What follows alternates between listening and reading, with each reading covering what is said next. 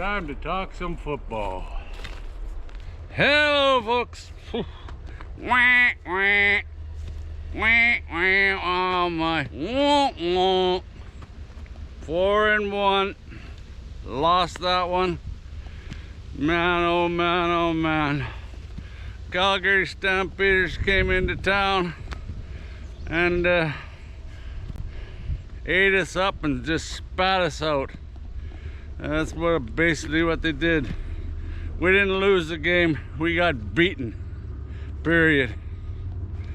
Period, period, dot, dot, dot. You know, it's a perfect example of you don't win the lines, battle of the trenches, you're gonna be fighting an uphill battle big time. They just chewed us up, spit us out. And both lines, not one, both ways, didn't get enough pressure on Adams. In fact, the score itself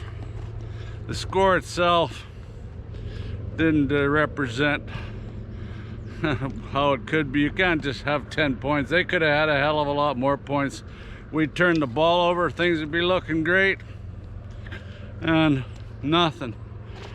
Harris wouldn't get us any points, didn't get us any points. Yeah, nah. You gotta, when you turn the ball over, you gotta make points. Period, dot, dot again. And that didn't happen. And Adams, like I said in the pregame one, if he comes out hot, you're in trouble. And he come out hitting most of his targets. In fact, he missed one to that Alfred. I don't know, I can't remember who on my channel said watch out for that Alfred. He's reminded him of a Joe, and but he's even bigger than a Joe for weight wise, and he chewed us up too, all by himself. It must have been about 180 yards, you know. And the stats, you know, it goes to show you can't wait. Look at stats. Harris, just as many passing yards, but when it counted, nothing happened. Nothing. You know, that's the difference, folks. That's why I say you gotta have a quarterback that's mobile, and Harris is not that man. You know, but you know that, and that's the trouble. Other teams know that. He drops back and they know where to rush, they know where to go. Later on, I'll make sure I put this on. Okay, here's the play. I'm talking just one of the plays. This happens several times. Harris, they're just rushing four guys here. And look, here's Myers over here. The guy was wide open there, doesn't see him. Now he's running to the line of scrimmage. He should just fake it to him and look at the room over here to the sideline. He even has a blocker out there. Like, he makes the first down if he wants to run the ball, but for some reason, no way, I'm not running the ball. I can't. It's ridiculous. Can't take a chance. Well, then you're in trouble, folks. Big time. There's two chances he has, you know, and one he misses. AJ out in the flat. That's when we gambled on third down. Like, I was against the first time they gambled, but when it got later, you gotta gamble. We weren't in a panic situation there yet. There was some time left on the board, and we could have made a comeback if we'd have got 3 points. You know, and that's if again. Lawther, here we go. As far as I'm concerned, that's strike 3. I talked about strike 2, strike 3. You know, to top it all off, you know, just the end of the game just right. Just the way our game went.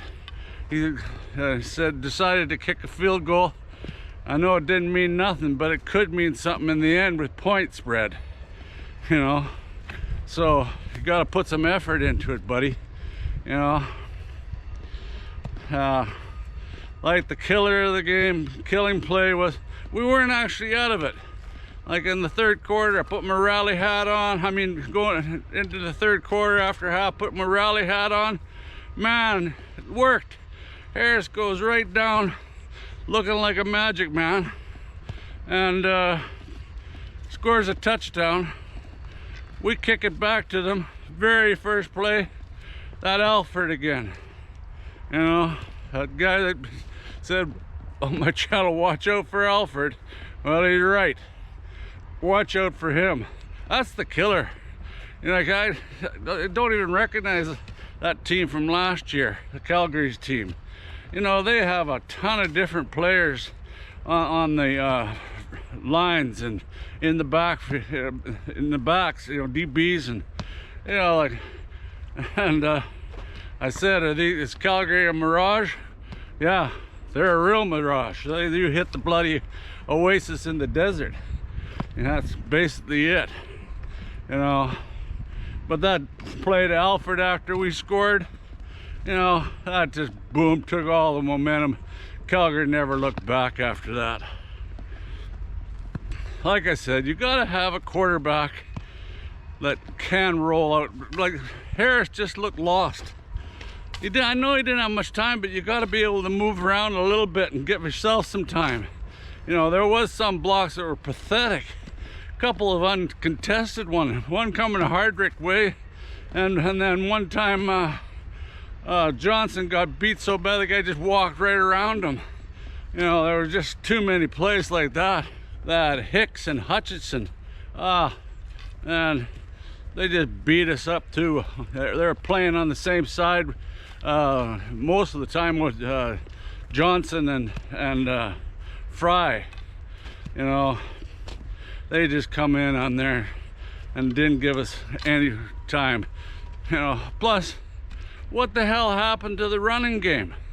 Like, I know that they came in and they filled the box up, right? They had 7 men right on the line of scrimmage.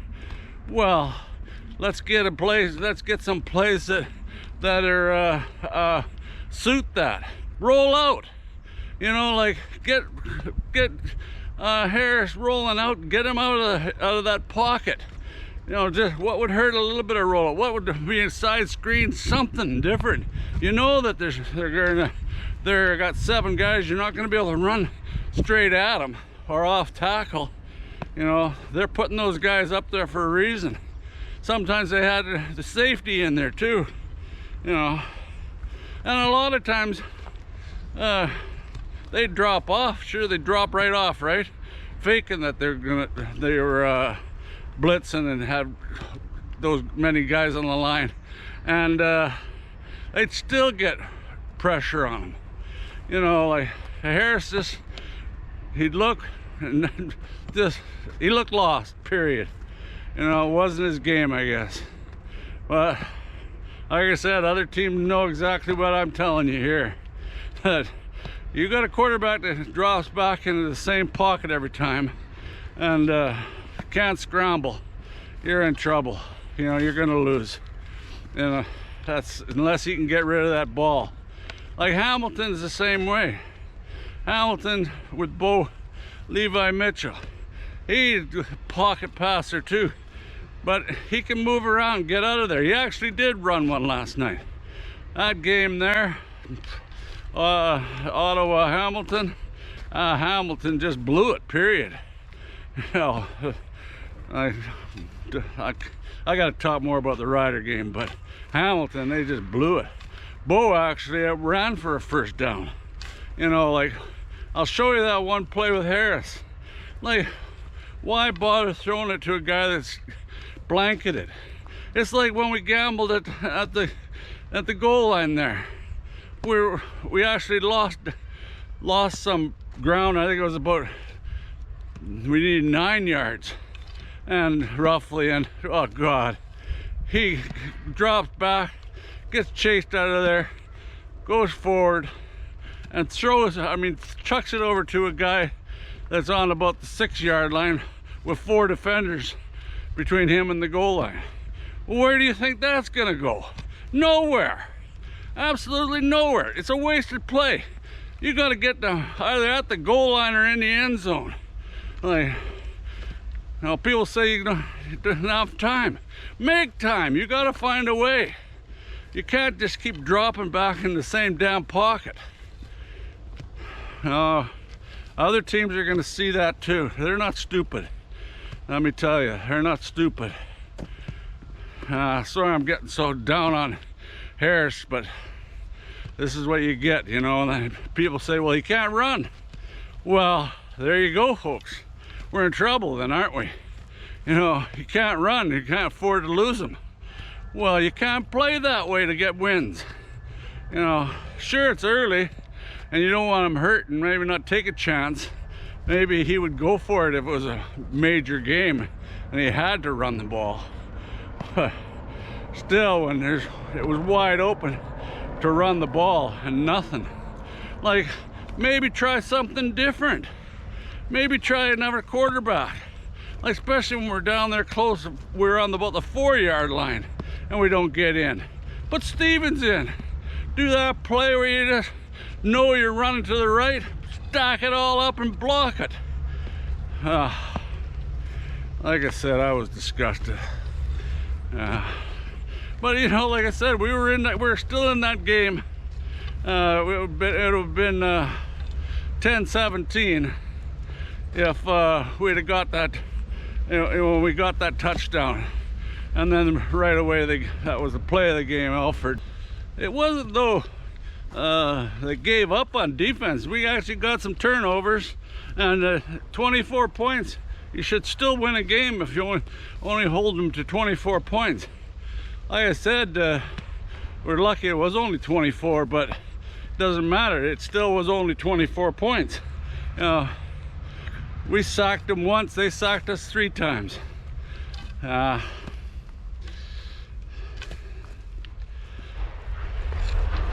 But who knows?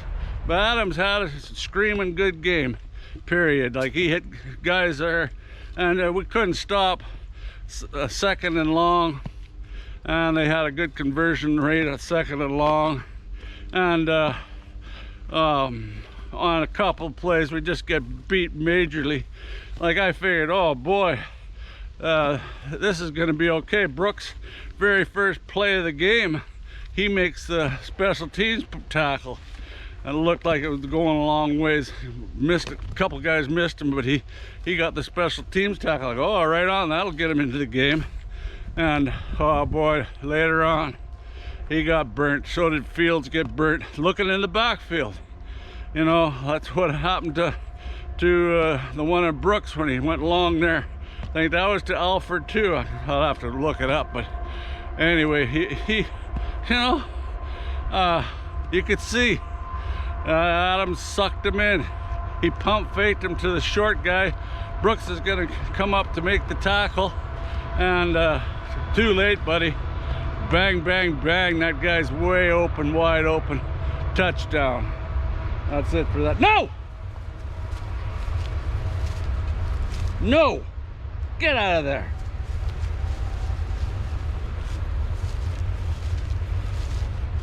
Damn dog wants to roll, and you have to give him a bloody bath and shampoo after he rolls. Everybody's pissing me off today.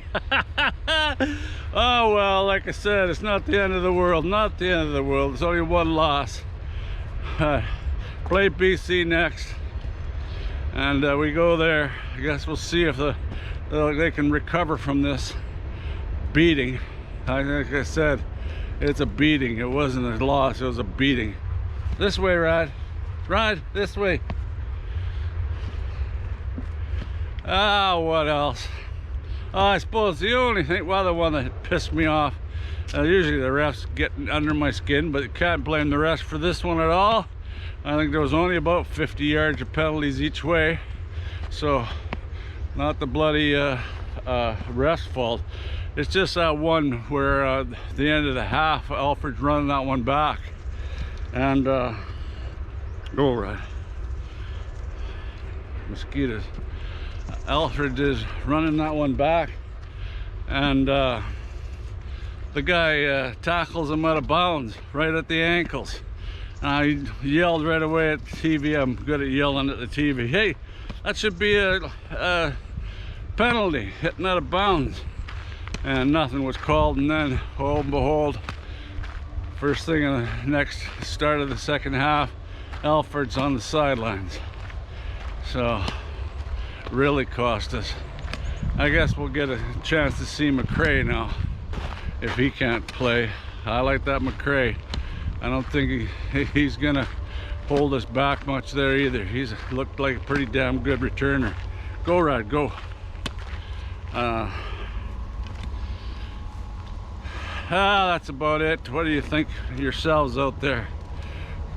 What do you think? What do we need? I know the coach is gonna have to go back to the drawing board, but what do we need to do? Like, I think with play calling really was suspect. You know, like if they're giving that kind of rush, and you got to start rolling your quarterback, doing something different, because what you're doing isn't working. You know, it worked. You know, like you're gonna rack up yards if the other defense has got points to work with. You know, and we're always fighting to get back into the game where they're not in that situation. And so what do you think, folks? Leave some comments. I love my comments. You know, I like the people that told me what they did for compensation. I guess you get another ticket if you don't have a season ticket. First, all I heard was the season ticket holders were getting $50 or something. That's not a hell of a lot, because the stuff they buy, if you buy a t-shirt, that's supposed to be, they charge you $60 for a t-shirt, and I'm sure they don't pay more than about $10. So if they did, they're stupid. You can get some. They bring them in from overseas. Maybe they get tariffed. But and then the people that bought tickets, they can get tickets set for every game but Labor Day. I don't know why they exclude that. I guess because they sell out Labor Day. At least it's a good enough gesture for that debacle at the game before. I said in my other video that if we stomp on Calgary like we got stomped, they'll blame it on the canceled game and not sleeping, some in dorms and some in hotels, split them all up, and they couldn't recover from that. Well, we don't have that excuse. They managed to get out of that problem easily. They come back, they're ready to play where we weren't. I like one comment there I heard too, where the guy said at half, whistle goes, Mace jogs like a bugger to the exit, and he said, man, the team walked over there like they were already flogged and beaten to death. You know, you got to run back into the ends, back into the bloody locker room full bore, and say, let's regroup here. And now you can't walk back there going, we're getting beat. Horse shit, there's a whole half to go. And it turned out that way. Except for that turnaround right away, they get a touchdown. Oh well, I'm back wearing black. And I think I'll just wear it for a couple days. Otherwise I'll get tired of black. This is looking similar to last season, where we started big and then all of a sudden nowhere. Hopefully we get a few guys back. You know, O-line has to do something. They're gonna be doing the same thing after they've seen that. They're gonna do the exact same game plan. So you're gonna have to have bloody better game plan, or better players in there, better schemes. Like, it's only one game. We'll see how they play against BC. I've yapped long enough video. It'll take me forever to edit it. Thanks everybody that watches this old codger talk about the Riders and life in general. You know, perfect. Gives me something to do, actually. I enjoy the comments immensely, and I like talking football and love to meet some of you one day. Never know, it might happen. Never know.